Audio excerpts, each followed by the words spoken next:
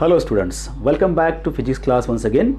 Today in this video we are going to discuss about the potential energy stored in the system of charges. Already you know that when or under what condition the potential energy is stored in a system.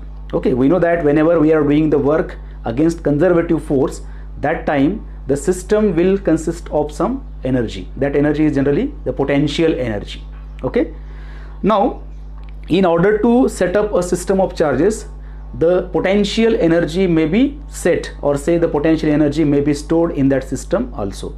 So what is that energy? That actually we have to find out. So this we'll do in different cases, or say first of all we will take only 2 charges, then we will take 3 charges, and from that we will generalize for the n charges. Let us take the first case for the system of 2 charges. Let us say we are having 2 points, point A and point B as shown here. Okay, and we want to bring 2 charges from infinity at A and at B. So obviously what amount of work is required? That work will simply represent the potential energy stored in the system. In turns we will try to understand what is the amount of work done required to bring each charge from infinity to point A and point B. So let's bring first of all the charge plus q1 from infinity at A as shown here. Okay, let us say the distance between A and B is say r12, and we are bringing the charge plus q1 from infinity to that point A. Okay, now you can see here, as this is the only charge here at point A, let us assume that in the vicinity of this charge there is no electric field or there is no any other charge. So obviously there is no electrostatic repulsion or say attraction to put that charge at A. So obviously work is not required to bring charge plus q1 from this infinity to this point A. So we can say that the work done to bring the charge 1 at A, let us say it is W1, is equal to suppose here 0. Right? Now second, let us say that we are shifting another charge, second charge, from infinity to this point B. It is just going from here to here. Okay, you can see. Now when we are shifting this charge at B, now there is already a charge, and that charge may attract or repel that plus q2. If it is attracting, then there is no need to do the work. It will get attracted already by that force itself. But if there is repulsion and still we want to shift that charge at B, what will happen? We have to do the work. So whatever work we have done against that repulsive force, that work can be stored as the potential energy. Right? So to bring this charge, that is q2, now we have to perform the work W2 as shown here. Okay, now this W2 can be given by charge multiplied by the potential difference or potential simply. Now you can see the diagram. This charge A is there, we are shifting suppose q2 here at B. Okay, so what is the potential of 1 at B? That will be simply V1 suppose here. Okay, and charge is q2 here, that's why we can write W2 is equal to here q2 into V1. Right? Further if you solve, we can put the value of V1 here. The value of electric potential of a single charge or say point charge at a distance r can be given by 1 upon 4 pi epsilon 0 into q upon r. Now here q is q1 and r is r12.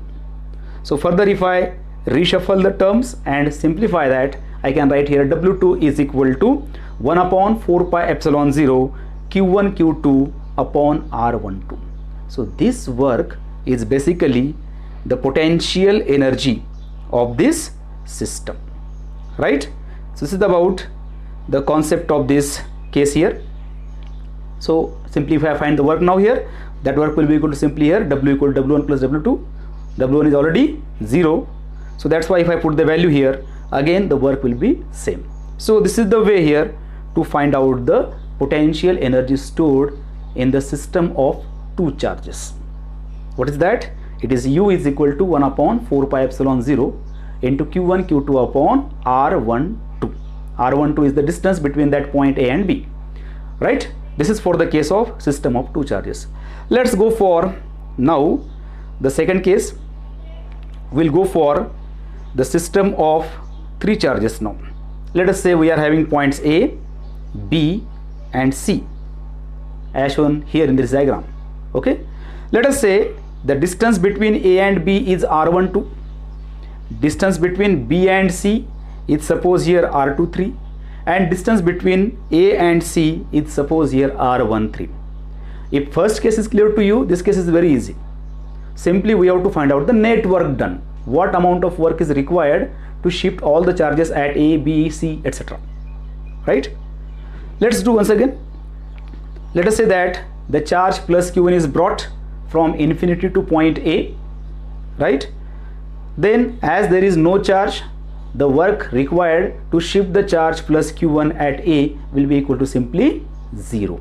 Okay, so we can write here W1 is equal to 0. W1 is the work required to shift the charge plus Q1 at A.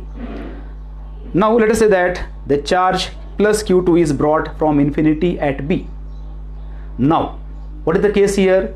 Already there is a charge plus Q1, so its electric potential or say its electric field is available at B also. If there is repulsion between these two charges, then we have to do the work by applying the external force. So let us say that we are applying some force on that charge and that charge is shifted at B. Now when this second charge is shifted at B, the work done is suppose here W2, that can be given by Q2 into V1 as we have done in the earlier case, right? Now if I put the values, I can write here W2 is equal to Q2 into 1 upon 4 pi epsilon 0 into 1 upon Q2 into 1 upon 4 pi epsilon 0 into Q1 upon R12. This is the value of W2. Okay, now if I bring the third charge, now it is interesting. What will happen now? Now at C, the potential of charge 1 as well as charge 2 will act at this C, right? So whatever work we are doing, that work will be done against these repulsive forces. Okay, already we know that the electric potential follows the principle of superposition. So that's why work required to shift this Q3 charge at C, we can write here W3 is equal to Q3 into V1 plus Q3 into V2. V1 is the potential of charge at A and V2 is the potential of charge at B. If we know the distances, we can easily put the values. We can write here W3 is equal to 1 upon 4 pi epsilon 0 Q1 Q3 upon R13. It is for the Q3 and 1 interaction, plus 1 upon 4 pi epsilon 0 Q1 Q3 upon R13. There is a slight mistake, it should be Q2. This should be Q2 and this should be R23. Make it clear, okay? So this is the value of that second, that is Q3 and V2, right? Now, so if I make the corrections here, further you can just assume like that.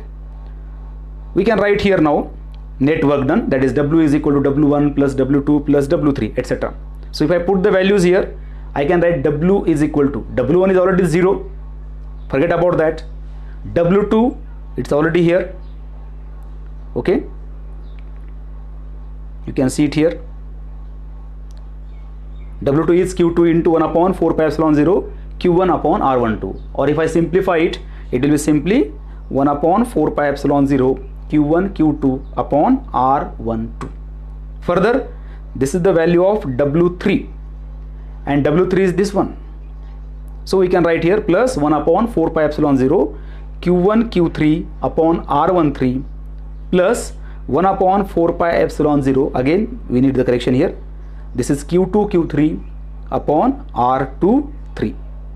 Okay, this is the expression for work done and consequently the potential energy stored if we are having the system of three charges. Okay, this is about the concept of this three charge system. Now from here we can define the case for n number of charges also. How? See here, let us say that we have taken this equation like this, and we want to go for now n charges. To define the expression for n charges, simply you have to look at the subscripts of the terms. Look at here, this is q1 q2, and here it is r12, here it is q1 q3, here it is r13, it was here q2 q3, here it was r23. So subscripts are same, okay, of the terms of r and that q's. So that's why if I want to simplify this equation for the case of n number of charges, at the first sight we may think that the equation is something like this, okay, but here is a slight twist actually.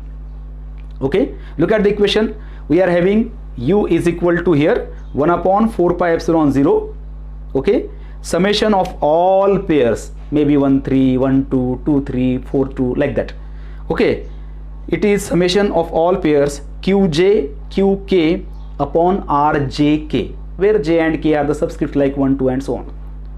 If you think like this, in that case there may be the chance that suppose you are taking the pair r24 and r42 also. Suppose there is a pair say r67 and r76, they both are same. So it means that here the terms are getting repeated. Suppose if you need 2 terms, you are getting here 4 terms. The terms are increased.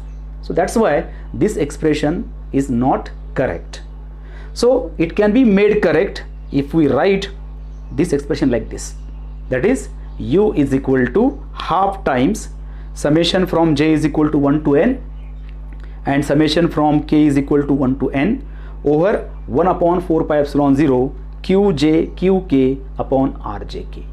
But very important thing is that j is never equal to k, okay. We don't have any equation like r q11 r11, or we don't have any equation like q22 upon r22 like that. It means that the subscripts are not same. Subscripts will always differ. So that's why this may be the correct equation to generalize it. Okay, you can generalize it in terms of v's also, q's also. Again we can express that equation in other 2 or 3 forms also. So that I am not taking here. You further explore about this from the same equation here. Okay, so this is about the concept of the system of charges and the energy stored, that is potential energy stored in that system of charges. Now very important thing, so far we have taken only charges and we were placing them in the space. Already there was no electric field. When the first charge was placed, that time only the electric field started there, or the potential started there. Okay, now what we will define here, we will take the another case now. What is that? The case is now if we are putting the charges or shifting the charges inside electric field, it means that that electric field is already set up by some other system. Now who is giving that field, that is irrelevant for us, but the point where we want to place our charges, at that point already there is some potential. Okay, that is our interest here. So in that case, how the work done is done or what amount of energy is stored, that we have to discuss here. So let's start. For the case, let us say that we are having such type of electric field E, and say in this electric field E we are having a point A as shown in the diagram, and we want to bring a charge from infinity to that point A, right? So now we have to do the work, because at that point A some potential will also exist. Okay, so let us say that the charge q1 is brought up at point A like this. Now to bring this charge q1 at A, we may require some work. What is that work? That work is nothing but now q1 into V of A. V of A means potential at A, right? So this work done is nothing but the potential energy stored in that system, right? Next, for the case of 2 charges, now we will see here. Let us say the electric field is like this, say E, and say now we are having 2 points. We want to bring 2 charges in that electric field. Okay, let us say point A and this is point B. Just like previous case, we can find the work here also. Only one extra parameter is there now. What is that? That additional electric field which is there, right? So let us say that the first charge is brought up at A. Now we have to do the work as previous. We can say that, let us say that distance between them is R1, 2 charges are suppose Q2 like that. Then the first work will be equal to simply W1 equal to Q1 into V of A. When we are bringing second charge, that time be very cautious now, be very careful now. Now when we are bringing the second charge, that time we have to do work against the electric field of Q1 as well as the electric field which is already available there. Okay, so that's why we can write here that work to be as Q2 into V of B. V of B means electric potential at B. Okay, and plus this term 1 upon 4 pi epsilon 0 Q1 Q2 upon R12. So in this way the work can be defined, and subsequently the potential energy can be defined for the system of two charges in that external electric field, right? So in this way we can define the electric potential energy when we are building the system of charges. Okay, so this is all about this particular topic. We'll stop here now, and in our next video we will discuss about the concept of electrostatics of conductors and insulators. So watch that video also. Very soon I am going to post it. Till then, take care, bye, stay at home. Thank you.